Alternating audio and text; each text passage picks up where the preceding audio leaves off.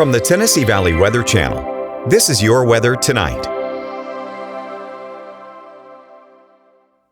Hey folks, good evening. Hope you had a nice weekend so far. We had a couple of rumbles of thunder today and even a few isolated heavy downpours in southern middle Tennessee, a little less so in North Alabama, but it was kind of that dreary, cool day compared to yesterday where we had those spring-like temperatures, really. None of that through tonight into tomorrow. Temperatures getting back down to the 30s. Probably not freezing, but still going to be cold out there. Heading out to school tomorrow, if you got those kids sending them out, probably going to want to keep that coat on hand because we're going to be in the 30s in the morning, getting up to about upper 40s, kind of right there near 50 for the daytime highs, pending cloud cover, things like that. But those winds out of the north really do kind of keep us quite cool. So let's take a look at the futurecast because I think this paints a picture pretty well as to what we can expect heading into this first part of the work week, especially as we start to see those first rain chances come in a big way. Now, we still do have a couple lingering shower chances, but those aren't really too much in comparison to what we're seeing over the next 36 to 48 hours especially. So through our Monday, there are those temperatures getting back up to the 50s here, but check this out as we head through Monday night and Tuesday. So Monday night, we're already seeing the first signs of moisture moving into our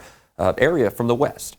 That's whenever those rain chances really tick up in a big way. Look here, Tuesday and into the second half of Wednesday, two big shots of rain there. Then towards Saturday, we have another one coming in. So that's 3 rounds, and over the next 7 days or so, we're probably going to pick up as a baseline 4, 5, 6, 7 inches of rainfall across the area. Isolated spots here across the Tennessee Valley could even be higher than that. So we do have a lot of rainfall to look forward to or to handle, I guess, depending on how you want to frame it here. There is some benefit to it because we do have a drought, but this is pretty excessive in a lot of respects. So like I said, 5 to 7 as a baseline, what we can expect for those rainfall totals. As a result, we're highlighting Tuesday and Wednesday for those flooding chances because, hey, after that, I mean, that's a lot of rainfall, right? Of course, we'll be watching those river levels, see how those rise. We'll be watching those lower levels in terms of lower lying areas to see how the rainfall builds up there. We could easily see some of those flood advisories, watches, warnings popping up. Again, we're highlighting Tuesday and Wednesday. That is not a severe weather threat. I do want to make that perfectly clear. We're not talking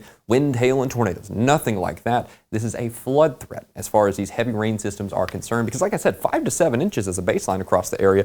That's a lot of rain to fall in relatively few days amount of time. So we have a lot of that to look forward to. Again, drought across the area is probably going to get knocked out in a pretty big way thanks to this. So there is some benefit to that, but excessive rain always does pose that flood threat. So we're keeping a very close eye on that midweek time frame. Another system probably coming in by the weekend as well. We've been watching that there. A few rumbles of thunder probable with that. Then past that, front comes through, cools us down 10 to 12 degrees. Showers probably ending by Sunday morning, but that's a ways out. Don't want to get too specific. First, we got to get through these next couple of rounds of heavy rainfall starting through the midweek. Thanks for joining me here for this forecast. And of course, thanks for joining me through the weekend. And also want to thank everybody for showing up at WeatherFest in Huntsville just yesterday. That was a fantastic time. Of course, Kelly, Ben, and Fred and myself had a great time. And Kelly, Ben, and Fred will keep you updated over the next several days as to how the rain evolves.